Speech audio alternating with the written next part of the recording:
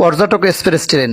এটি Dhaka Kamalapur rail station থেকে সকাল 6টা 15 মিনিটে ছেড়ে বিকাল 3টায় কক্সবাজার আইকনিক রেল স্টেশনে গিয়ে পৌঁছায়।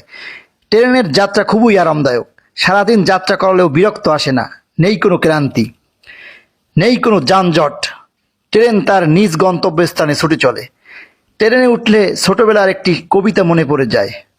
ঝকঝকঝক ট্রেন চলছে রাত দুপুরে ওই, ট্রেন চলছে ট্রেন চলছে ট্রেনের বাড়ি কই। একটু জিরায় ফের ছুটে যায় মাঠ পেরোলি বন, পোলের উপর বাজনা বাজে ঝনঝনা ঝনঝন। আমরা সকাল 6টা 15 মিনিটে কমলাপুর রেল স্টেশন থেকে কক্সবাজারের উদ্দেশ্যে রওনা হই। আজকে দেখাবো আমাদের যাত্রাটা ট্রেনের কেমন ছিল, চলুন সেটা দেখে আসি।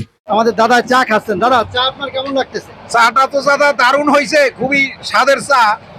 সমস্যা হইলে যাইয়ে দাদা চাটা অনেক গরম, গরমের কারণে জিভ মুখে যখনই দিই স্যান করি জিভটা পুড়িয়ে গেছে।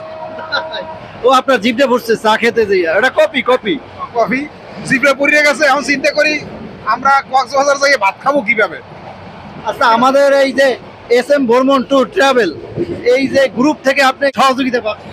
অত্যাধিক পরিমাণে সহযোগিতা পাচ্ছি এবং সার্ভিসটা যে এত সুন্দর সার্ভিস, খাবার দাবারের অভাব নাই। এই যে ভ্রমণ ট্যুর থেকে স্পেশাল কফি খাওয়ানো হচ্ছে আমাদেরকে, হ্যাঁ, এবং সার্ভিসটা তাদের খুবই ভালো। আমরা আপনাদের কাছে আহ্বান জানাচ্ছি, আপনারা এই SM ভ্রমণ ট্যুরের সাথে যোগাযোগ করে আপনারাও আপনাদের ফ্যামিলি নিয়ে ভ্রমণে যাবেন।